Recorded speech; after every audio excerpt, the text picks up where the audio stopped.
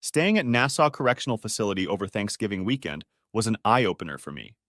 There were two main meals there, 8 a.m. and 4 p.m. They weren't very filling, and I quickly realized that I'd screwed up big time by giving my two rolls to Squatch, since I was hungry long before nightfall. Also, by the time our food was brought to us, it was barely warm, regardless of what was served. Soup, pasta, sandwiches, etc. Also, it didn't seem like there was much to do here. There wasn't a gym here that had gangbusters working out. Surprisingly, most of the guys were reading, playing cards, checkers, or chess. The biggest thing that awaited me was boredom and my own thoughts. Since being taken away from home, I hadn't heard from my family. I had the opportunity to call, but no one answered at home. I also tried calling my parents, but it was a collect call and no one answered there. I was going to call Tim or Jerry, but I decided I didn't want any of my friends to know what had happened to me, so I didn't.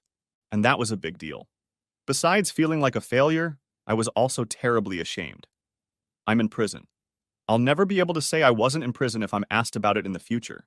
True, I'm not a criminal, but it was cold comfort when I realized that I would spend most of the week behind bars. Every night, one of the guys would have what was called a sit-in, where some of the inmates stocked up on food for the day or traded to get better food.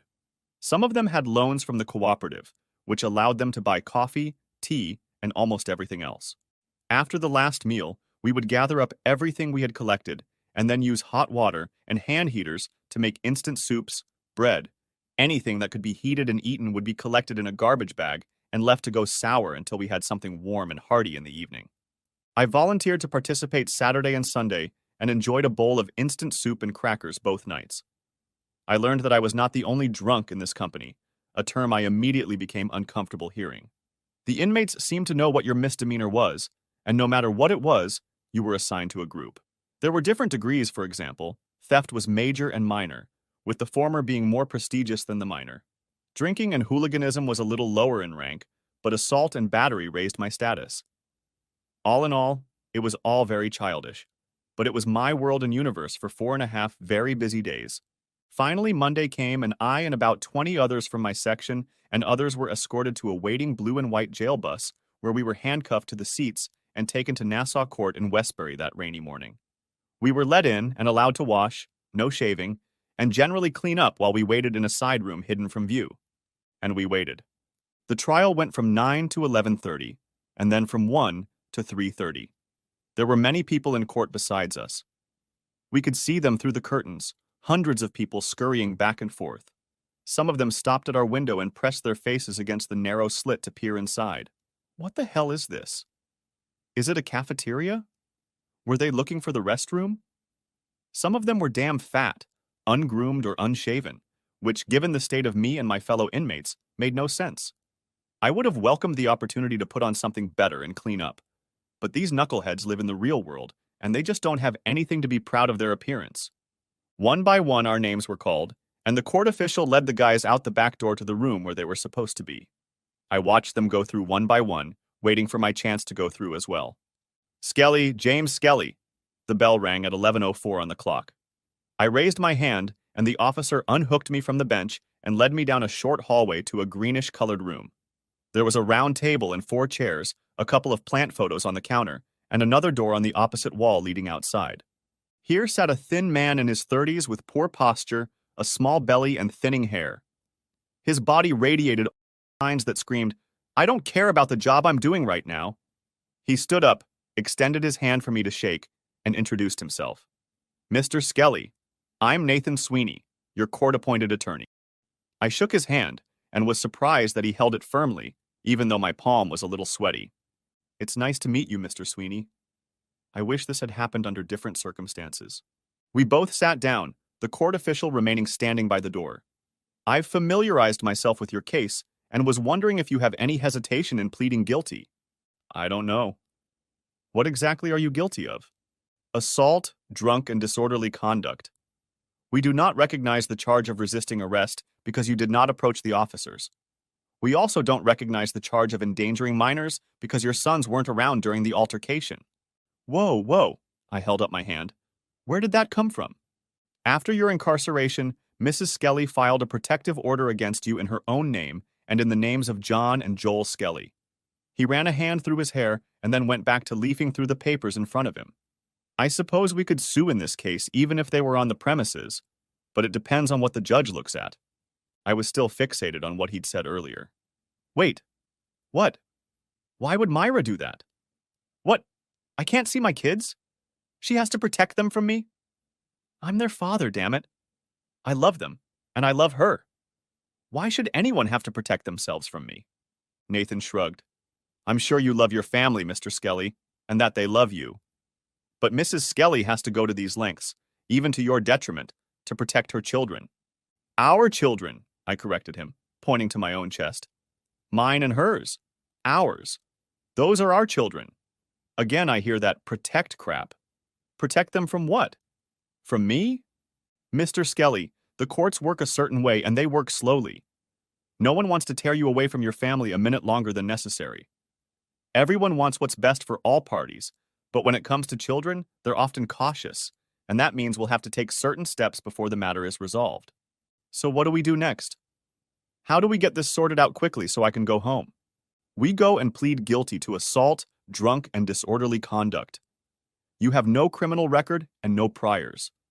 You'll enroll in an alcohol program, show significant improvement, satisfy the court, and then the order will be lifted and you can come home. And how long will that take? I inquired. 15 days in jail, minus the time already served. What? He continued. Then 3 months of therapy and addiction treatment, and another 3 months of supervised visits before the order is reviewed or lifted. I stared at him, eyes wide with shock. Are you freaking kidding me? Nathan drummed his fingers on the table, looking at me with as neutral an expression as possible. No, Mr. Skelly, I'm not mocking you. It's just the way we are. He folded his papers into a folder and slipped it into his briefcase. And that's assuming everything works to our satisfaction and you follow the programs without deviation. Otherwise, things could drag on. What? What if I don't plead guilty? What then? He shook his head. I would strongly advise against it. Your wife suffered injuries that are documented. Your children witnessed the attack. Your actions were documented by 8 different people. You were clearly intoxicated, but be thankful you weren't driving at the time, as the punishment would have been more severe. Fixing his collar, he continued. Also, if you plead not guilty, you will have to testify post-bail and receive a much longer prison sentence and monetary fines. My professional opinion is to do as I have described. Or, if you are not satisfied with my advice, you can hire your own attorney if you wish. My head was spinning. I didn't want to piss off this guy Sweeney, since he seemed to know what he was doing, and I seemed to be in a complete mess. Okay, Jimmy, you can go over there, eat some crow, and get into whatever shit they want to get you into. All right, Mr. Sweeney, we'll do it your way. I just want to get home and get back to my life. Fine. He nodded to the officer, who nodded his head and disappeared down the hallway. We chatted some more until the officer came back and indicated for us to follow him. We stopped at a thick wooden door with a thin window, and the court officer opened it and led us inside. The courtroom was quite small, smaller than I expected.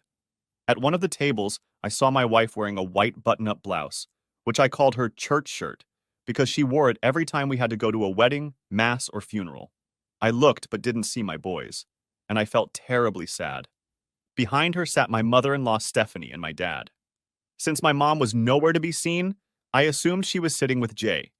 I wanted to shout Myra's name but kept silent, shuffling around in my prison clothes and feeling like shit. I was escorted to another table where my lawyer and I sat at the other end of the room. I stared at Myra, who was looking at me with watery eyes and trembling lips. Her cheeks were blotchy, and it was obvious to me that she was barely on her feet. Stephanie kept her expression impassive, and only the diamond gleam in her eyes let me know she was mad at me. Awesome. As for Dad, his skin was ruddy and flushed, and his jaw was clenched so tightly I thought he was going to knock his tooth out. He was breathing so hard that his nose quivered and clenched with every breath, and his chest heaved like bellows. It had been years since I had seen my father lose himself in an Irish rage, and I had to admit I was glad I was in court, rather than confronting him and his seething temper. The case of Myra Skelly v. James Skelly and the state of New York v. James Skelly is hereby declared open, announced one of the court officials standing next to the judge. I didn't know who was who, but the judge was pretty obvious. He was in his mid-50s, graying hair, thick-rimmed glasses, the judge's robe they wear, and he was sitting behind the bench.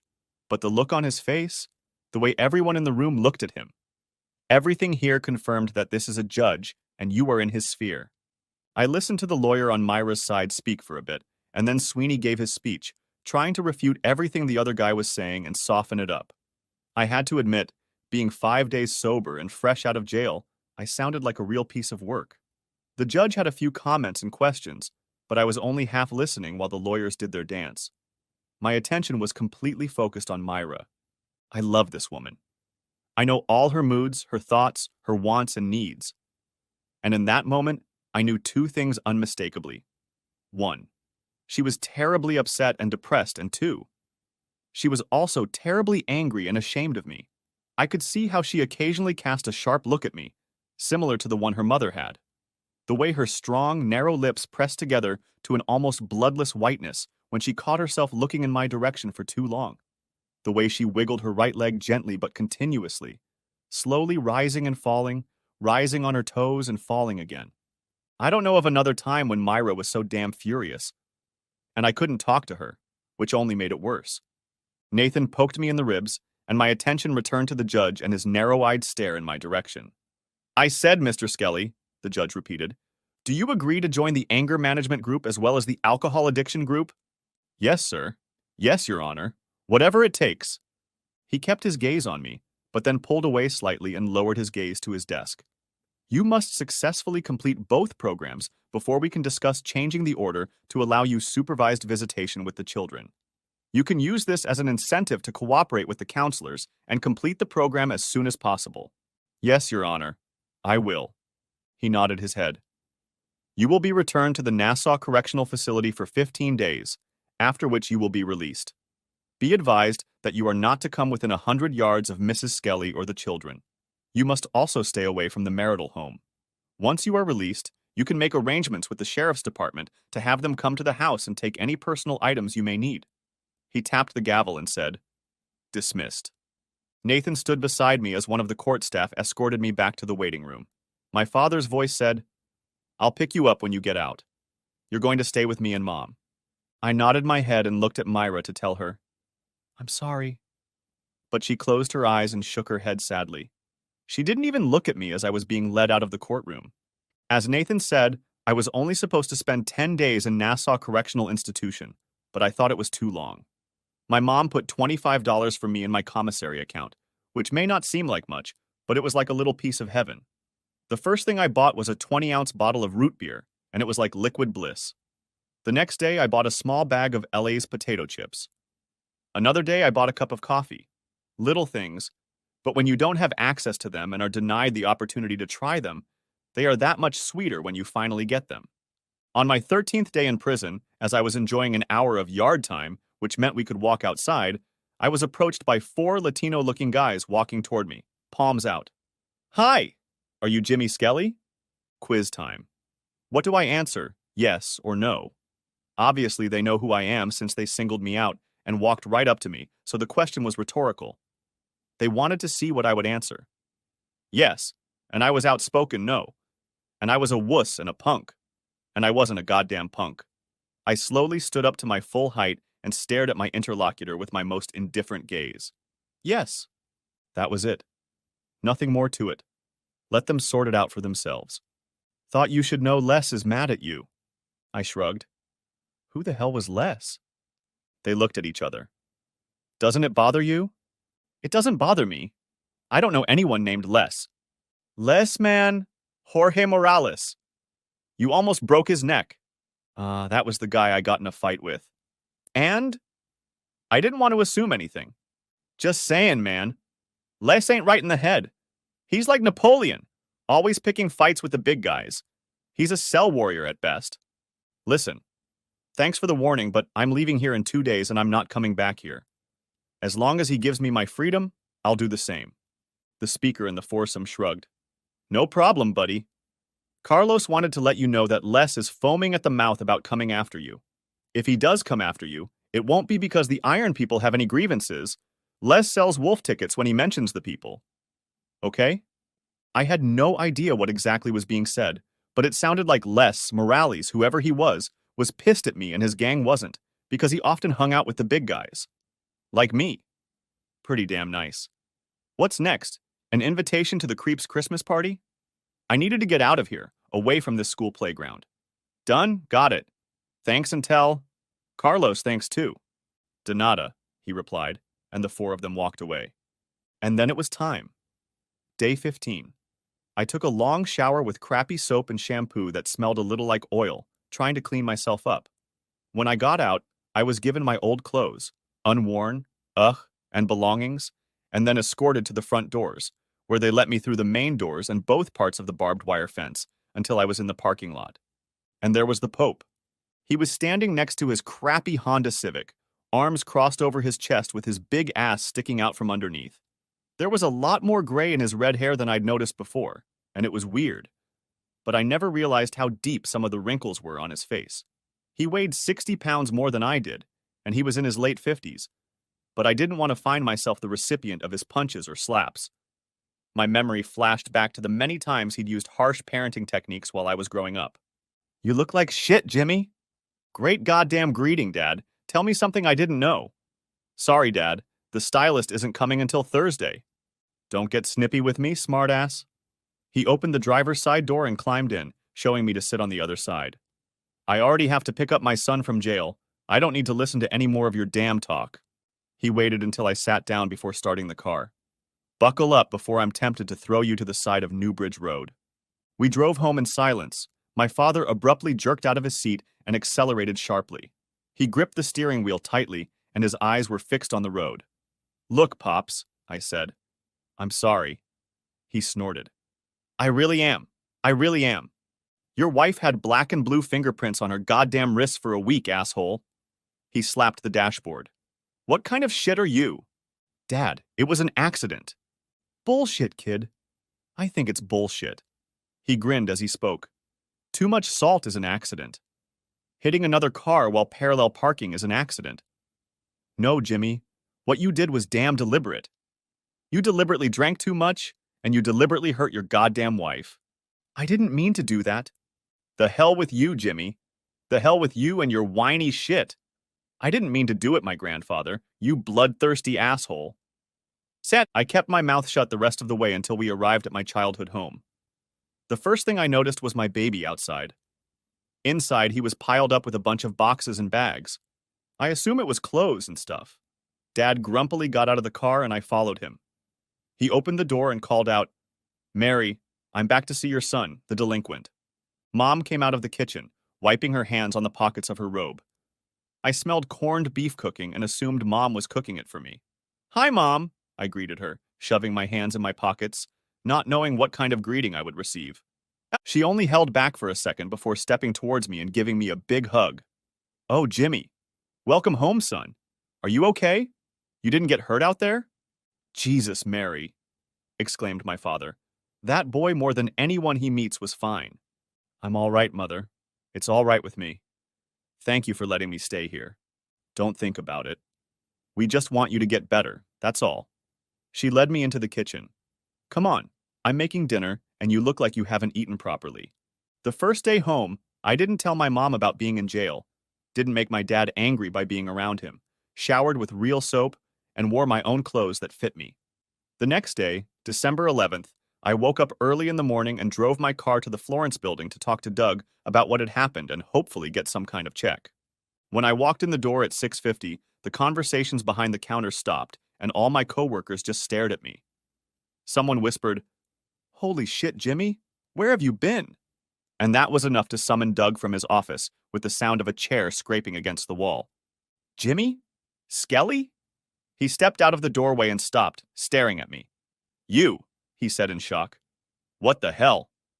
Go to my office. Now. I followed him in, and he slammed the door behind me. Where the hell have you been? I told you that if you screw up one more time, you're out of here. Didn't I tell you that? Didn't I tell you that? What the hell? You thought I was out there? Making this shit up? Doug, I'm sorry. I was in jail. Well, la la la la la la la la la la la la la la la la. Thanks for the news on Channel 7. I found out you were in jail when I finally got through to your wife Tuesday morning. Doug, you have to let me explain. He held up his hand. No, Jimmy. No, Jimmy. He reached into his desk drawer and pulled out two envelopes. Here you go. Your last check, vacation and sick pay you didn't use. Take it and go. He waved his hand toward the door. I'm not going to fight your unemployment, so sit on your ass for now and figure out what you're going to do. Because whatever it is, you don't work here anymore. I took the checks and slipped them into my pocket, standing up. Thanks, Doug. I really screwed up. He took a deep breath and looked up at me. The anger that had filled his tirade suddenly evaporated, and he leaned back in his chair, looking much older than usual. Yes, that's right, Jimmy, and that's too bad. Because I always thought you had potential. He shook his head. Listen, kid. Fix whatever's broken in your life and get your head in order. Get busy with something of your own, okay? I mean it. I shook his hand and nodded. I'll do my best, Doug. Thanks for everything. I drove away, keeping my eyes straight and my shoulders squared, not letting anyone realize how damn exhausted I was inside. I stopped by the bank and deposited two checks, surprised that the second one had over $1,000 in it. Jimmy must have been sitting idle for days, I thought. After that, I headed home, to my parents' house. Being at my parents' house was unrealistic. I had no contact with my wife and kids, but my parents talked to them every day. They always relayed my messages, and I could hear my boys yelling, "We love you, Daddy," when Mom picked up the phone for me. But I was lonely. I had so much free time. No job, no family, nothing. Just my thoughts and how much I missed my wife. On Monday, I went to the Phoenix house in Hauppauge, at the back end of North State Highway. The court had recommended that I get alcohol treatment, so to show that I was taking it seriously, I went there and met with Sally Ristatin at 11:30. She was like Phoenix House, a little old, a little shabby, and wearing a lot of makeup. Mr. Skelly, she purred, really purred, shaking my hand with both of hers. Welcome. Welcome. May I call you James? We're a little informal around here. I suppressed a smirk and replied, Sure, James or Jimmy is fine. Great, great. Let me tell you a little bit about what we do here. I mean, we, meaning you and me, because we don't do the hard work of solving your problems for you. No, no. We show you how to deal with your addiction on your own and come to a point where you can live with it, not live for it. I looked around. The office didn't impress me. Should I move in here? No, no. We have inpatient and outpatient programs, of course, depending on the severity of your situation. From what I've read in your file, you don't need inpatient care. She licked her lips and continued. James, you do realize that this kind of therapy only works if you want it to, right? Of course, I know that. I need it, and I need it now. I need to get home to my family. Why? I frowned. Why? What kind of damn question is that? Why? It's my wife, my kids. I love them, and I want to come home. Do you want to come home the way you were or not? Look, Sally, I don't understand these questions, but I want to come home and learn to control my problems so I don't drink so much. So in that sense, I don't want to be the way I was. She tapped her finger on the desktop. James, you may not want to believe this, but you can't just reduce the amount you drink. You're going to have to learn to admit that you have a problem, face it, examine your urges and triggers, and realize that once you become an alcoholic, you're an alcoholic for life. There is no reduction. There's only prevention and vigilance. I raised one eyebrow. I think that's a load of crap, Sally. I've already quit once. Didn't work, did it? I snorted derisively. Apparently it didn't. I'm here now. So you did the wrong thing. Maybe you reverted to a pattern and decided it was all in your hands. Maybe. But I was able to do it. And for how long? A month? 2? 3 days? It doesn't matter how long. The fact is, you didn't have all the tools to truly deal with alcoholism. I sighed. Okay, we'll do it your way, since I'll admit that I somehow didn't hang in there before. What do we do first? I spent the rest of the day listening to Sally's chatter. She was a former alcoholic herself, hadn't had a drink in 15 years. She had 2 children, a boy and a girl, who lived with her ex somewhere in Staten Island, and she was able to see them every weekend.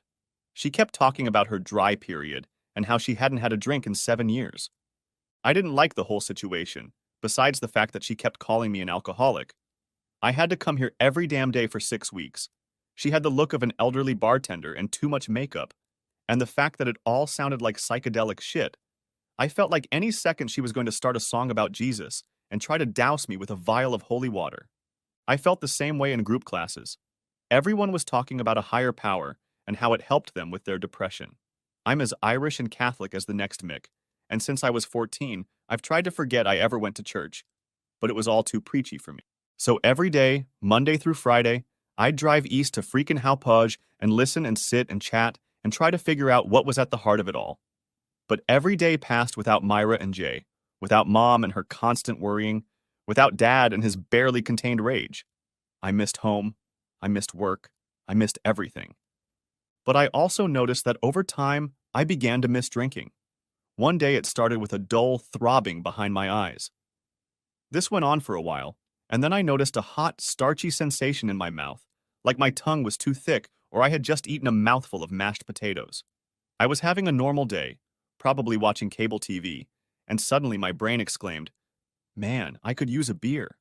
Whereupon my skin would get clammy, and I'd feel the warm headache from the thick tongue again. I tried to talk to Sally about it, and she said it was good. Good? How the hell is it good? She said it's a physical desire, and I should focus on it and really get to know it. That's stupid. I want to drink, you stupid bitch. I want to get rid of the urge to drink.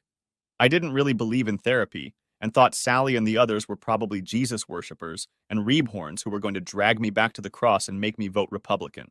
The weather was getting colder and colder, and December was running its course.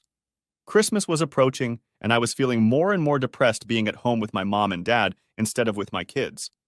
I called my lawyer to ask if I could go to them sometime, and he called me back 2 days later to let me know that the social workers didn't think it was a good idea at this point and wanted me to finish the program before considering the possibility. Screw you. On December 22nd, I was having dinner with my parents when my father snapped his fork with a loud crack and stared at me. "I just heard from Myra that you didn't give her a dime for gifts for the boys this year."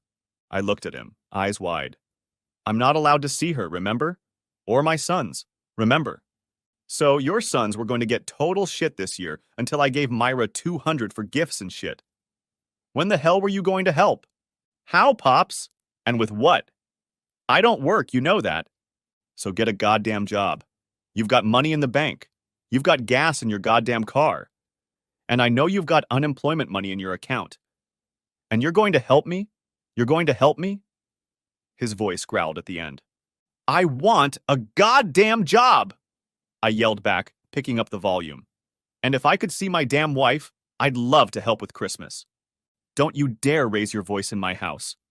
My father's face was turning increasingly red, and his eyes had strange veins in them, like he was about to have an aneurysm. "You didn't offer shit. Shane, you have pressure." Mom tried to calm Dad down, but he already had his head full of air. "Jesus, Jimmy, just put the damn money in my hands and I'll give it to her. What the hell? Don't you guys have a joint account or something? Go transfer the goddamn money. I heard Stephanie had to give Myra money for groceries this week, and you sure as hell didn't help a damn thing. Damn it, Daddy, I'm not living there. What the hell am I supposed to do?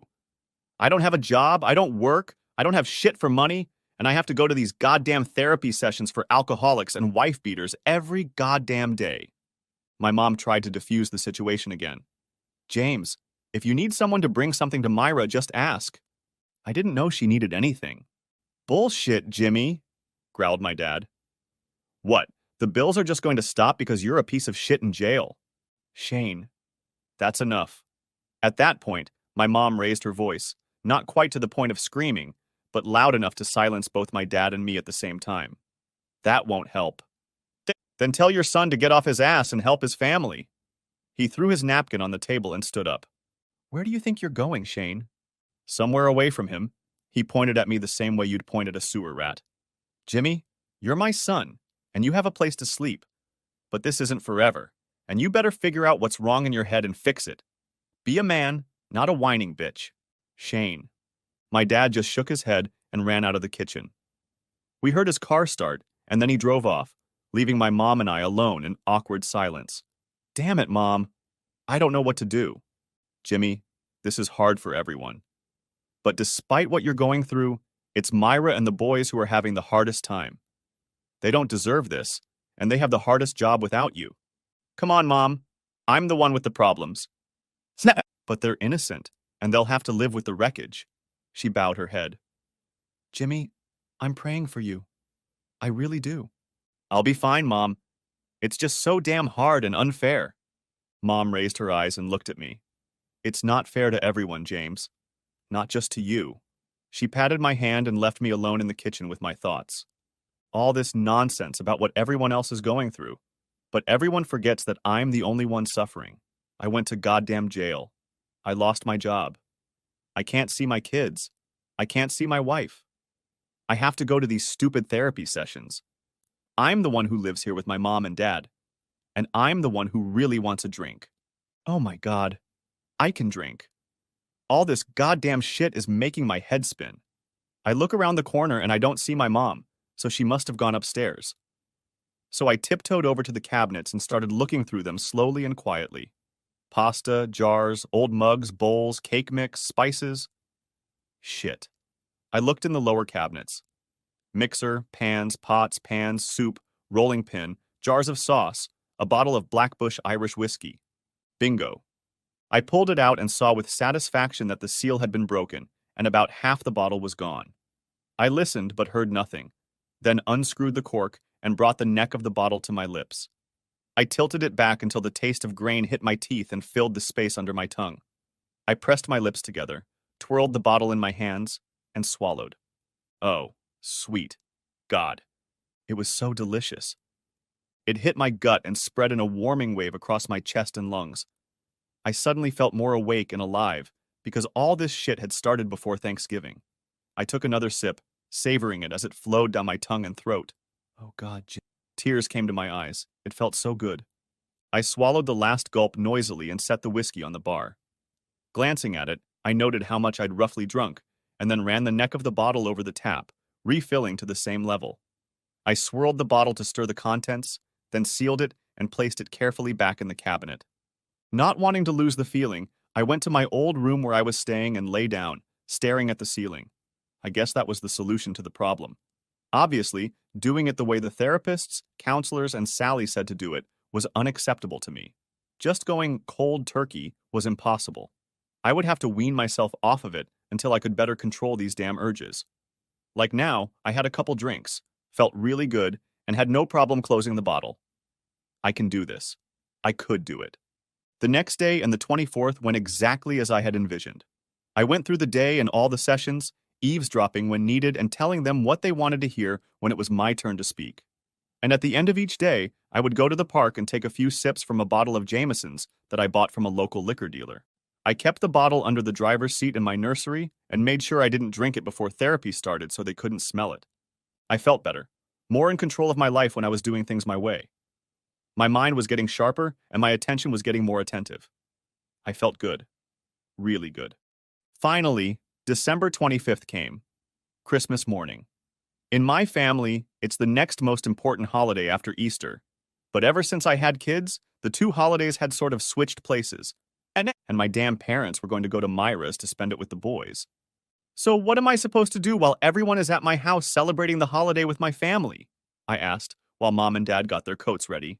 Jimmy, we'll be gone until about 4:30, Mom reassured me as she wrapped a scarf around my neck.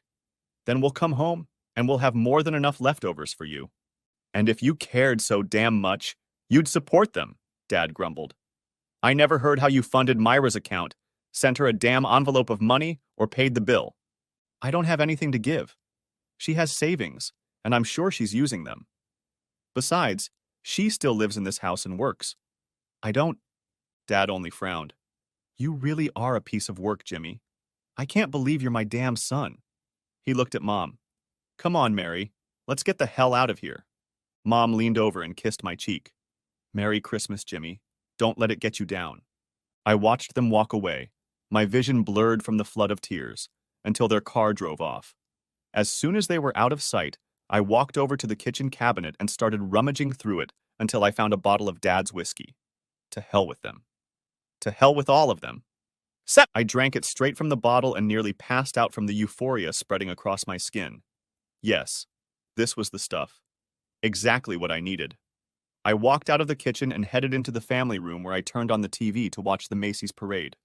As the glowing sensation began to fade from my mind, I set the bottle aside and took another drink, resuming the sensation and preparing myself for a new stretch of time. Time. What the hell was I doing? I was wasting time, that's for sure. Therapy was a waste of time, and I wasn't getting anything out of it. Swallowing. Sally was trying, you could tell, but she was kind of spinning her wheels with me, and I suspected she knew it. And it only made her try even harder to get me to take that great first leap, as she called it. Swallow. I didn't need to jump, or even freaking pull away. I was fine, and once the courts were satisfied that I had completed the program, I could bond with my sons again and go home to Myra. Myra. I could feel the sadness building up in my soul as I thought about how much I missed her. Swallow. How much I loved her. Swallow. Damn it, I felt depressed. I needed to get this shit over with, come home and show Myra that I could be the man she'd always loved. I can fix this. I know I can, but only if I can actually go home and do it. Sip. Damn, the bottle must be more empty than I thought. I went back into the kitchen and looked around to see if there was anything else. A bottle of white Zinfandel, a quarter bottle of Captain Morgan's, and some sherry. I don't drink sherry. I pulled out the Captain Morgan and shook it up. It's almost full. Okay, that's enough. I'll go later and buy a replacement. I sat inside while Miley Cyrus performed some song on stage near Times Square and drank the Captain in small sips, glancing at the TV but not really watching anything. I need a job. Now would be a good time to get a job on someone's construction crew. I know a lot of construction workers, and it wouldn't be hard to get one of them to hire me. I know I'll be on par with the guys they're recruiting at Boss Bagel and Bethpage. Swallow.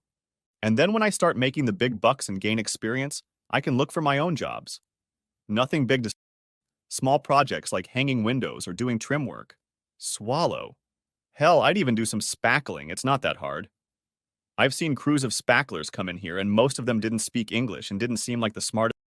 If they can do it, I know I can do it too. Swallow. Later. Then Myra will be proud of me, and so will the boys. I'll have my own truck. I'll name my company something like 3J Construction, because I know my sons would love to join me. Swallow. Some of these guys weren't the best, and I know I can beat them. Yeah. Then Myra will be proud. And she'll have nice clothes like Grace, and I'll have a nice house like Jerry, and they'll come and say, "Wow, Jimmy, this is really nice. We love your house." Swallow. And then they'll be jealous and envious of me and my family. Hell yeah. Swallow, swallow, shit. Is it 2 o'clock already? And where the hell is the rest of the Captain? Damn, now I think I spilled it. It's empty. Nah, the floor's dry. So where the hell is he? Shit. I'll go and get another one. But it's Christmas, so I guess the liquor stores are closed late. I'll go out later and get one. But first I'm really hot and I want to take a nap. Yeah. It's nice here. I squeezed my shoulders harder into the chair and leaned back with my feet on the ottoman. That's life, Jimmy. And a very good one at that. What the hell is that? That's what I heard at the same time as something hit me hard on the head, waking me up from the slumber I'd briefly lingered in. When I woke up, I saw my father standing over me with his coat open, his face flushed and his chest heaving. There was anger in him. Real, deep-hidden, iron anger. Right behind him, I saw my mom standing in the entrance with her hands over her mouth and a big brown Bloomingdale's bag at her feet. Huh? I asked, struggling to come to my senses and trying to sit up. You pathetic, drunken shit. Pops reached over and slapped me again, making my head ring and causing me to stumble backwards onto the couch. Are you out of your mind? Have you been drinking? Here? He pulled me away and hit me from behind again, this time catching my ear where it burned. Hey, stop it! I yelled back, scrambling my arms and legs under me and trying to get up. He lunged forward again, delivering another open-handed blow to my head and face. It hurt like hell. Jimmy Skelly, you're a goddamn disgrace. How dare you drink? How dare you do that? What the hell is wrong with you, you bastard? He recoiled to hit me again, but I felt the anger in my gut, fueled by the alcohol I'd drunk earlier, suddenly burst out and coiled around my limbs, fueling me with his rage. I jerked back and caught his flailing hand in mine, stopping it before it connected. "Don't you dare hit me!" I growled, moving closer to his face. "Don't you ever, goddammit, don't you dare! You ungrateful piece of shit!" He growled back, spittle flying off his lips and splattering me. "This is my house." He yanked his hand out of my grip and was about to slap me again when suddenly everything went to shit. All I know is that I'm not going to take another slap from my father. At all. I don't even know when I clenched my fist. All I know is that in an instant, his hand darted back to deliver another blow to me, and then he was on the ground, holding his bulging stomach and trying to catch his breath. As for me, I froze in my final pose, right fist outstretched, body slightly hunched, chest heaving like I'd run half a mile. And it was obvious. I had just punched my dad. "Oh shit, Pops!" I exclaimed, suddenly ashamed of myself. "Oh my God, Dad, I'm so sorry. I just so—" "Get out," he growled, gaining enough air to finally answer me. He held onto his knee with one hand and a chair with the other to keep from falling. Mom clasped her arms around his chest and tried to lift him up, her eyes ghostly and wild as she looked back and forth between us and him. He took another shuddering breath and said, "I want you to leave. Now. Get out of my house, Jimmy." "Shane, please!" cried Mom. "Dad, Like an ancient Irish warlord, my father stood to his full height, red and gray hair fluttering over his ruddy face, chest heaving, body shaking, and voice roaring, "Get out of my damn house now!" I froze, unable to believe what had just happened. Then I turned and ran upstairs to my room, grabbed my bags and threw all my clothes in them. I moved my toiletries into the other suitcase and slung them both over my shoulder while my father's voice came from the family room. "Get out! Get out, Jimmy! Get out!" I went downstairs and ran past my father, ignoring his yelling as I walked through the cold to my Charger and threw my meager belongings into the back seat. Opening the driver's side door, I climbed in and started the car as I suddenly heard my mom's voice. "Jimmy, wait!" I rolled down the window as she ran up to the car, her face flooded with tears and her heart visibly broken. "Mom, I'm so sorry. I ruined everything. I've ruined everything. I'm so sorry. It just happened." I felt myself losing control of myself, starting to go pale, my vision floating. "Jimmy, please, just take care of yourself. Give your father a few days to calm down, okay? It was just a mistake, a terrible mistake. It's Christmas, Jimmy. Things went wrong and got out of control." "Mary," shouted his father from the house. "I'll be there soon." Mom pressed something into my hand, and I noticed it was a wad of scattered $20 bills. "Here. Take care of yourself and call me. Let me know where you are and how you're doing. I'll take care of your dad and you'll be home before New Year's, okay?" I felt a queasy feeling in my stomach. "Mom, I can't take it. You'll get through this. Accept it, Jimmy.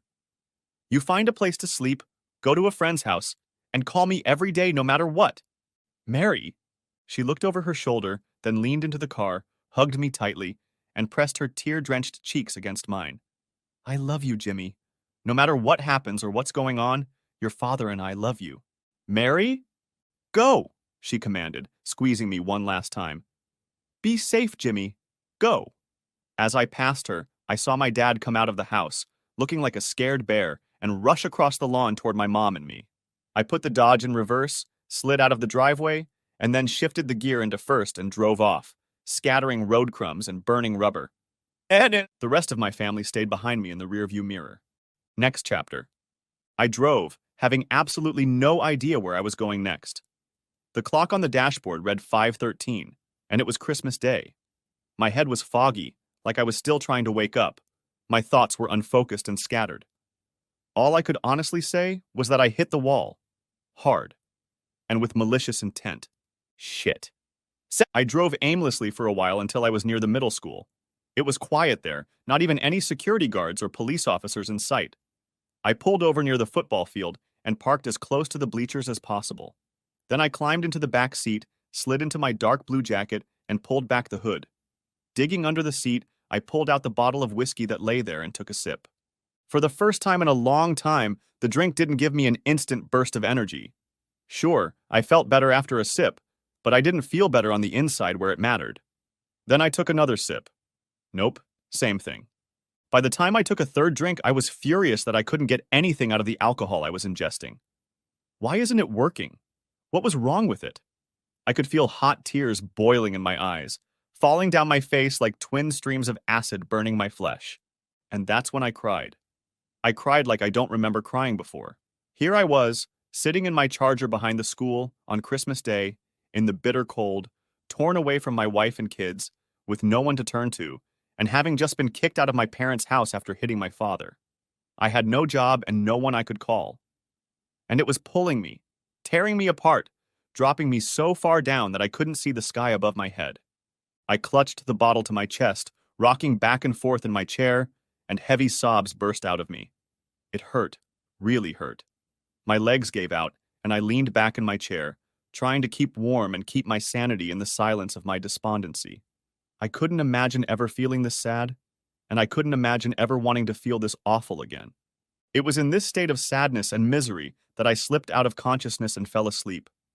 The sound of the cold winter wind whipping against the metal posts of the bleachers played harmony with the melody of the moans and sobs that tiredly escaped my lips. I awoke slowly. Something was irritating my eyes. Tapping, continuous tapping like pebbles in a tin can. One after another. Falling, falling. Tap, tap, tap, tap, tap, tap. Tap, tap, tap, tap, tap, tap, tap. And against the brightness of the world beyond my eyes. I turned my neck slightly, and then it was as if I'd been pierced by 1,000 volts. The cold crept into my bones and froze me in place. I groaned and tried to stretch my stiff back and shoulders, trying to bring myself back to the world of the living. I was so cold. My hands, face, and ankles were numb from being out in the still cold air of late December for so long. I opened my eyelids and tried to look around, but the blinding light from the side window pierced my skull like a barbed thorn. "Hey, buddy, you okay?" Groaning, I tried to rise to my feet, but instead my guts sprang outward. My stomach rumbled, but luckily I hadn't eaten anything lately, so I was able to restrain myself from giving myself a hard time. Looking to my left, I saw the outline of a man in a coat and police cap shining a flashlight through my window with a concerned expression on his face. I leaned forward and started my baby. The engine roared and air, cold at the moment, rushed out of the vents. Then I slowly pressed the power window button and let the automatic shutter finish the job for me. A stream of cool but fresh air filled the interior of the Charger and helped me focus. "Yeah," I wheezed, coughing to clear my throat. "Yeah, I'm fine. You know this isn't a parking lot. You can't stay here." I took a closer, more vigilant look at my overnight guest. It was a Nassau policeman in his mid-50s. He was wrapped in his police coat, but still looked like a policeman. "I'm sorry, officer," I said in a firmer voice. "I wasn't planning on stopping here." He studied my face, shining a flashlight on it and the interior of my car. He noted my hastily packed bags thrown haphazardly on the back seat, my somewhat unkempt appearance, and finally the empty bottle of Jameson whiskey lying on the passenger seat. In a burst of sudden compassion I hadn't expected, he asked, "Are you okay? Don't you have anywhere else to go?" I wasn't going to break down in front of this cop. No way. So I took a pause to gather my thoughts before answering. "Yes, officer, I'm fine. And no, I have nowhere to go at the moment." He looked at me, pursing his lips and deep in thought. I hoped he would just give me a break. Please, just leave me alone. "Well," he said slowly, "it's almost 11:30, and you really shouldn't be here. I really should ask you to leave." Oh, shit. Shit. Damn it. After a long pause, he continued, "But it's Christmas, and no one's going to be here unless they have to be. Tell you what, I'll come here again at 6 and ask you to move out. Then you'll have time to get some sleep and drink this," he pointed to a bottle of whiskey, "out of your system." "Oh, gods. Thank you, officer. I really do. Thank you." "It's all right, son." He turned the flashlight away. "Just do yourself a favor and start the car every now and then to keep warm. It's going to get cold soon." He paused. "Are you sure I can't take you somewhere?" I shook my head. "No. Honestly, thank you very much. But it'll be fine. Really." "Okay." He turned to leave. "If anything, Merry Christmas." I swallowed the sudden lump in my throat. "You too, officer." I watched him slowly turn around in the parking lot and drive away, leaving me in the lonely darkness. I got in the car and let the heater warm up the interior before turning off the engine again. Digging around in the trunk, I pulled out a couple sweatshirts and pulled them on. Then I laid on my back again and stared out the window at the sky overhead, just watching the darkness and letting myself fall asleep. When I woke up, it was still just as dark. But this time I wasn't as startled to see a policeman banging on the window. I started the car and opened the window. "Hello, officer." "Hello, son. You feeling better?" I nodded. "Much, thanks. I hate to do this, but I'm half asking you to move on." "That's not a problem, officer. I'm on my way." "Good luck with that." Buckling up, I drove slowly out of the school parking lot and headed back to Main Street. There, I drove slowly down the road until I spotted Dunkin' Donuts. Not much was still open the morning after Christmas at 6:30, so I happily grabbed what I could. I went inside, had a coffee, and ate 2 egg sandwiches. After refreshing myself, I asked the woman to bag me 6 donuts, paid the bill, and walked out, heading towards Jerry and Grace. I stopped in front of their house and sat for a few minutes, wondering if I should go to the door. Finally, I mustered up the courage, walked down the driveway, and knocked on the door in 2 series of 3 sharp knocks. Some movement was heard inside, and then the door was opened by Jerry in a robe and shorts. "Jimmy? Damn it, Jimmy!" He stepped forward, hugged me tightly, and clapped me on the back a few times. I returned the greeting, and it felt so good that someone was happy to see me. "Dude, you're just beautiful! Come on in, come on in!" He led me inside and called out, "Grace, Jimmy's here." "Thanks, Jerry." I offered him the donuts. "Merry Christmas. I don't want to come over so early." "Don't think about it. Come on in." I followed him into the kitchen, where he turned on the coffee maker and placed the bag of donuts on the table. "I heard from Myra about a week ago." A chill ran down my spine. "Oh. Yeah, I've been looking for you. Grace and I were having a pre-Christmas party and wanted to invite the 4 of you. She said you were having some trouble and living with your parents." I swallowed, my mouth dry. "Yeah. It was hard."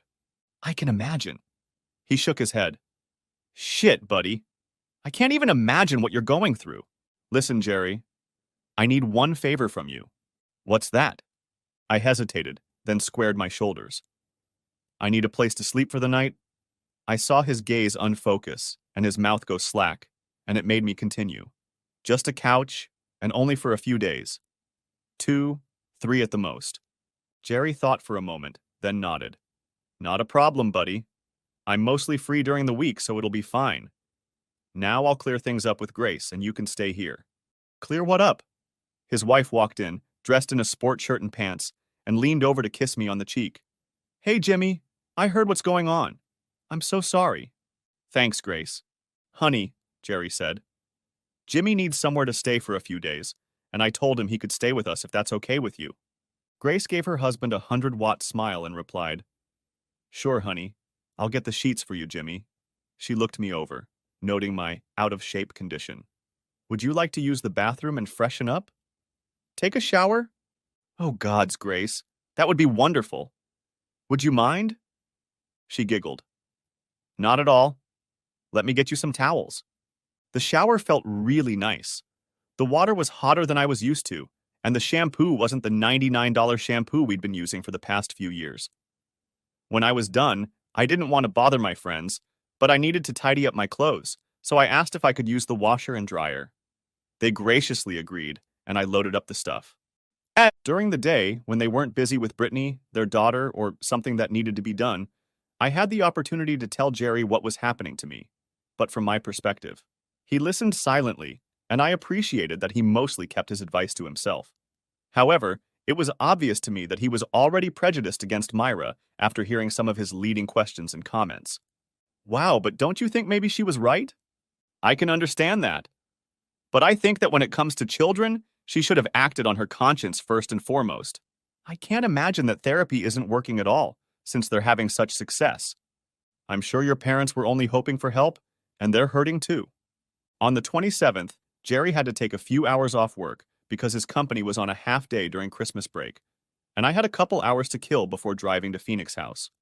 Grace was tending to Brittany when the dishwasher buzzed, and she asked me if I could be nice and empty it for me. I rolled off the couch, emptied the plates and glasses, and put them away in the cabinet.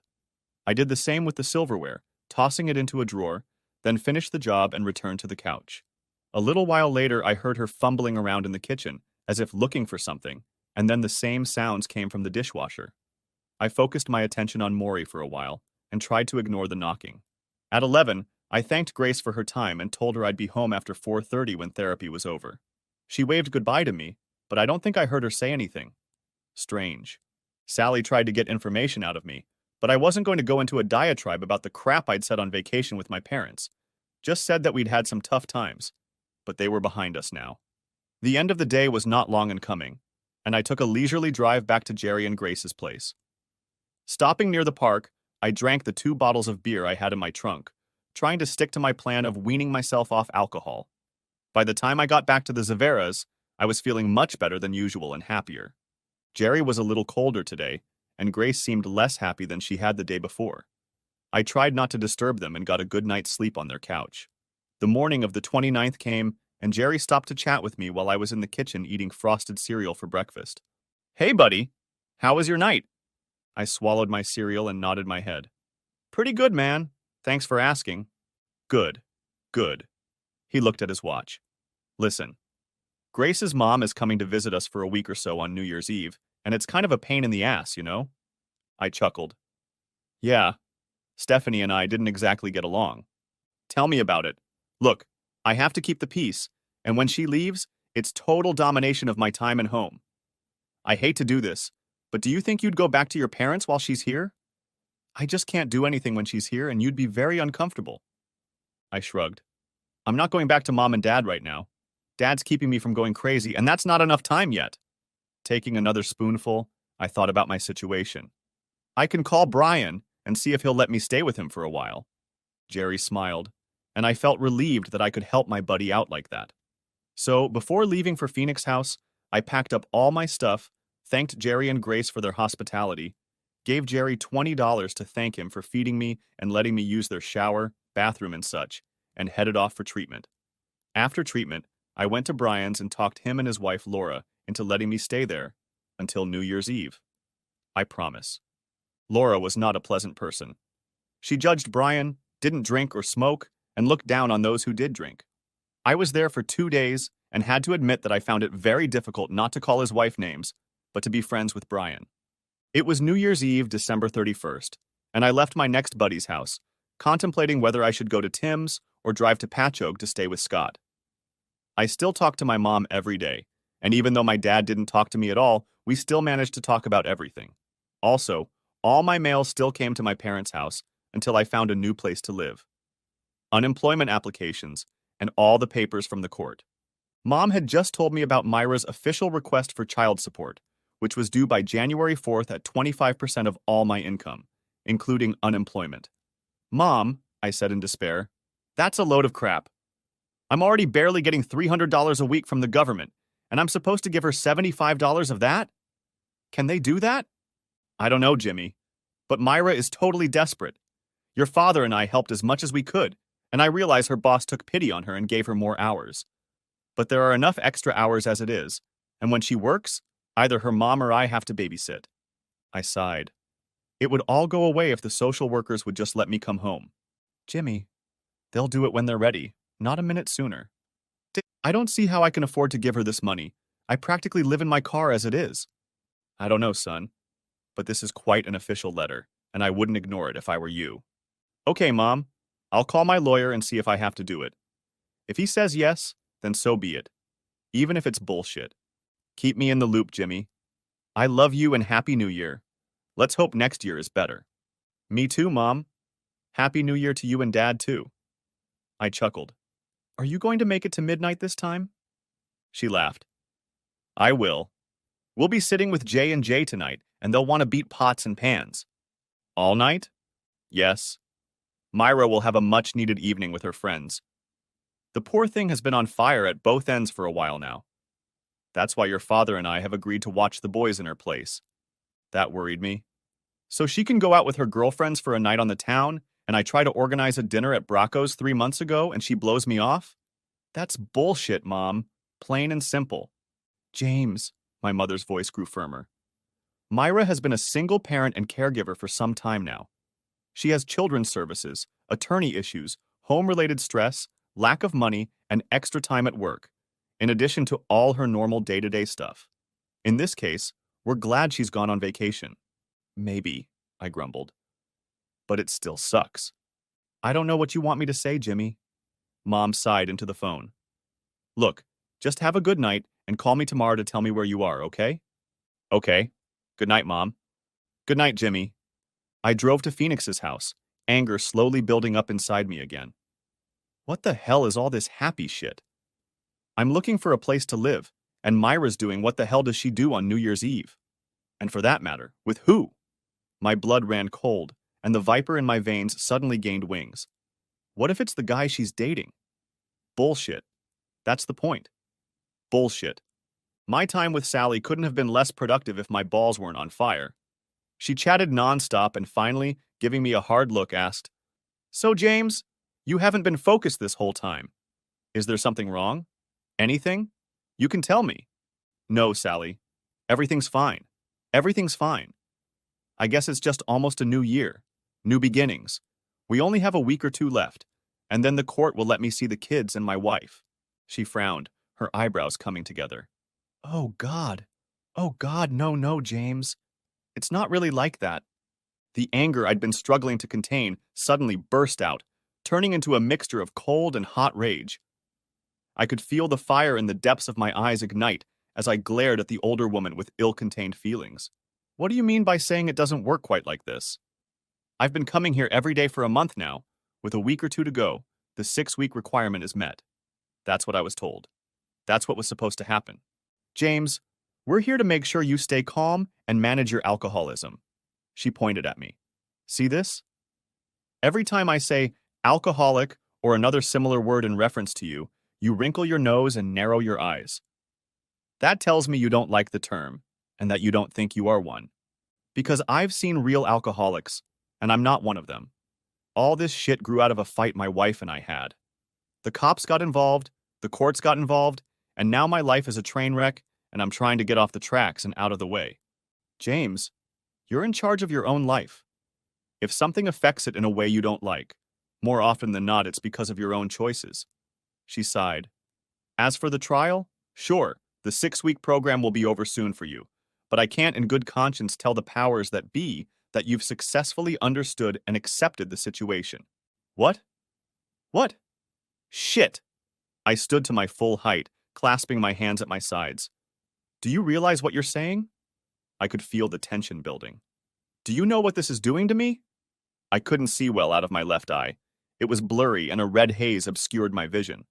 Do you have any idea what you're doing to me? I have to hand it to Sally. She sat there looking at me like I was a volcano. The only thing that changed was the look on her face, but otherwise she waited for my last words to echo. And that, James, is a perfect example of why you're not ready. You're an ugly prude with the face of a cow. You're a pathetic ex-drunk, pouting whore. I said nothing.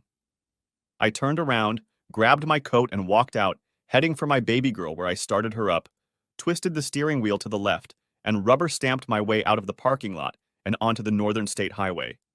God damn it, I was pissed. That damn bitch had basically deprived me of the opportunity to get home. How dare she? How the hell did she dare? All right, calm down, Jimmy. Calm the hell down. Oh, shit. The trip to Sagnico's coming up. What the hell? What speed am I going? 96? 96 miles an hour. Whew. Just what you need right now, Jimmy. A goddamn ticket. Put your car away. And where are you going to live then? In a box under a bridge.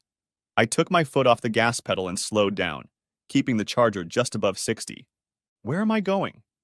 I don't have anywhere to go. Do I need to go anywhere? I reached behind me, grabbed a beer, popped the cork, and drank it in short sips. Yeah, it's a stupid idea, I know that. But the hell with it, I'm too worked up, and the beer will help me focus. No one paid any attention to me as I drove, one of many cars rushing down the streets on New Year's Eve. But I turned onto Wanta Avenue and drove slowly through my neighborhood. What the hell, Jimmy? What are you looking for? Are you going to drive by the house? I opened another mug of beer. You got a warrant out on you. You can't go in there. Hell, I just want to make sure Myra's not seeing another guy. That's not right. Never. I turned left into my neighborhood and let the car idle past the neighbors' houses, creeping up on my own house. There were no holiday lights here this year, but she'd managed to hang a few paper ornaments on the windows and hang a wreath on. I saw that her Kia was parked in the driveway, and the driver's side taillight was broken and covered with clear tape. When had this happened? Damn, another piece of crap that needs to be fixed. There was another car in the driveway, a Nissan Sentra I didn't recognize. Who the hell was that? And in the driveway? In my spot? Who the hell had been there? I dropped the empty can into the paper bag and pulled out the last one. The last one?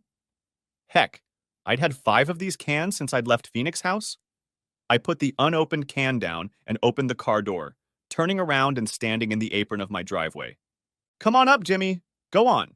Get over there. See what's going on? Go on, boy. You ought to know. I didn't move from my spot, afraid to go up there, afraid of what I might find there, and most of all afraid of the destructive anger I was struggling to cage. And so I stood there as the minutes passed, my pulse boiling and pounding. And then my front door opened. There she was, Myra, my Myra. She stood there in her black dress and high-heeled shoes. A fancy handbag from TJ Maxx was clutched in her hand, and her white winter coat was open. Her hair was loose and spread in auburn waves across her face. 3 other people came out with her, 2 women and 1 man. The woman I recognized from her work, but the guy was unfamiliar to me. Who the hell was he? And why was he in my house?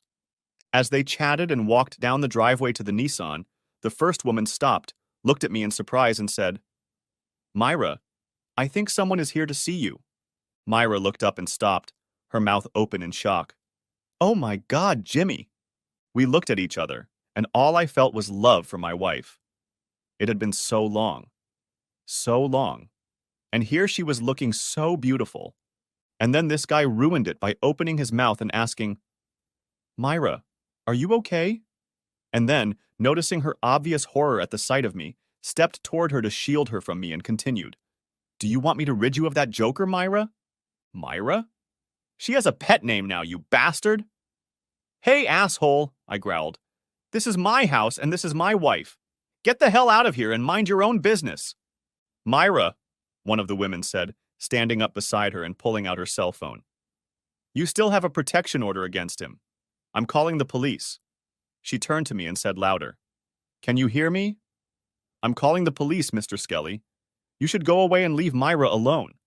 The guy waved his arms around, trying with his limp wrists to get me to leave my goddamn property. Go away.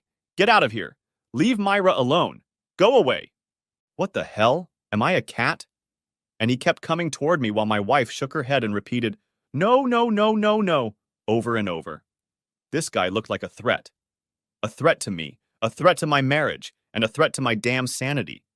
There's only one way to deal with a threat. I took a step toward him, raising my fists, and he sort of stumbled, trying to slow down. His left hand jerked back and I saw him clench his fist.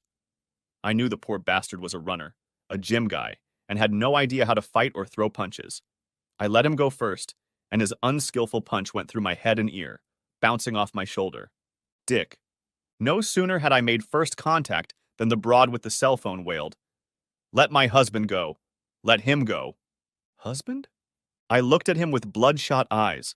The poor son of a bitch, clutching at my wrist and tiptoeing up to relieve the pressure on my scalp, was frantically trying to break free. His wife, oblivious to the fact that she was going to call the police, was thrashing back and forth, wavering between coming to me to save her lover and staying away from me. And the last woman was comforting my wife. I had made a serious mistake. Shit. I let the poor bastard go, no longer crowning him, and he collapsed to the ground, naked tears running down his cheeks. I gotta go. I ran to my Charger, jumped in the driver's seat, and sped down the block as fast as I could hit the gas. Goddamn shit, goddamn stupid bastard, Jimmy. You really are a shit.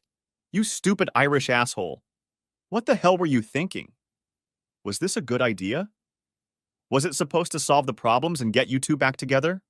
Hell, you could have beaten that guy to death and then gone to jail forever. Driving through the tears was getting harder and harder, but I made my way through the streets until I was in front of Tim's house. I sat there until I felt more confident. Then I went and knocked on the door. Tim answered, the smell of grass clinging to his clothes. Jimmy? Hey, man. Seeing me, he sobered up a little and reached forward to shake my hand and give me a big hug. What brings you out here? Tim, I need a place to crash for the night. Damn, man. You came to the right place. My house is your house. Come on in. I sat in Tim's mom's cluttered living room and told my best buddy about everything that had been going on for the past couple months. He listened with an open heart, not judging and just offering his support. When I was done, there was nothing left of me. I was like a wrung-out sponge, the tattered remains of some dog's chew toy. Tim, I know it's New Year's Eve, but do you think I could get some sleep, buddy? He looked around and wrinkled his nose. My mom will be home later and wants to use the living room. Let's get you downstairs. The basement's pretty clean after Thanksgiving. I followed my buddy down 12 stone steps into the cool and slightly damp space of his basement. We'd spent a lot of time here in our youth, sometimes with girls, sometimes with beer. Everything was the same. An old couch, a low table, a battered refrigerator, a foosball table in the corner. Only everything was a little shabbier, more tired, like me. Tim peeled the ugly blue sheet off the couch and rummaged through the closet for a blanket and pillow. Here, dude. Lie here for a while. As soon as you feel ready, let me know, and we'll go do something. Jimmy and Timmy, round 2. He chuckled as I kicked off my shoes and leaned my head back, already drifting into sleep. I woke up early in the morning and went upstairs to take a leak. The house was quiet, and I couldn't hear what was going on outside. Gasping, I made my way to Tim's kitchen and saw an open bag of cheap Lay's chips. I ate them in big handfuls, filling an old coffee mug I'd picked up off the counter with tap water to wash them down. When the knot on my boyfriend loosened a bit, I looked around for something else to eat or drink, and was surprised to find a 6-pack of Heineken bottles in the fridge. I drank one while I was standing there and took the other to the basement. There, in the dark, I sipped the beer and hated myself for doing it. I hate myself so much. I can't stop, I just can't. I don't want to be like this, I really don't. But I don't know what to do, and everything I try to do blows up all around me. Here I am in the darkness of my friend's house, in his basement, drinking a beer I took from his fridge, and I have nothing to brag about being here. Nothing but a stifling thirst that's trying to take me to hell. In the darkness, I raise the bottle to the ceiling and toast in that direction. You have won, God. I surrender. And then I drank it down to the bottom. The next few days were the last coherent days I could remember in recent memory. I asked Tim to come with me to the orphanage and take what little I still had to his mom. I made a deal with Tim's mom that I would stay out of her way until I got myself cleaned up, a week tops, and give her $50 or so to help her out. I always thought Tim's mom was kind of a white trash kind of girl, but she gladly accepted my money and admonished, "Keep the hell down, stay the hell out of my basement, and if you get sick, clean up after yourself." I know I've been drinking. I almost always drank Bud and cheap whiskey. Every couple days, Tim and I would go to the local store and stock up on liquor, and then go back outside, laugh, drink, and pass out. One day, my phone stopped working, and I sold it to one of Tim's friends for $30, which I then spent on more booze. After a while, I didn't dare start my baby girl, as I couldn't keep a clear head while driving. Instead, I drove her into the backyard and left her sitting in a rut day after day, week after week. I stopped going to Phoenix House when I told Sally off, and I had no idea what that meant in terms of the court case. I didn't really care. I just lived alone, day in and day out, drinking, chilling, staring at the basement walls and what passed off as a TV. I knew I had money in my bank account, as my debit card was constantly topped up with beer and snacks, which meant unemployment kept coming in. In reality, I just existed, immersed in my own thoughts. If I thought about Myra, I drank to dull the pain. If I thought of John and Joel, the pain in my heart almost demanded that I somehow kill her. It was flashes of memories. Things I seemed to remember in the moment. Like how I laughed at something I thought was funny on Jon Stewart's show and ended up shitting my pants. Tim took me for a ride once when he had pot money, and a guy we met at Roosevelt Field had a lip ring connected by a chain to an eyebrow ring. I thought it was the funniest thing ever, and laughed in his face until he told Tim to take me out of there and never bring me back. I had to carry the box down the stairs once, but I somehow forgot to button my pants, and they slid down to my ankles when I walked down the stairs. I got all the way to the bottom and laughed myself silly, and Tim looked at me like I had 3 heads. Very funny. Funny, but pathetic. But it was a trip to the hospital that helped bring me out of that state. Apparently, I was in the shower and I got sick.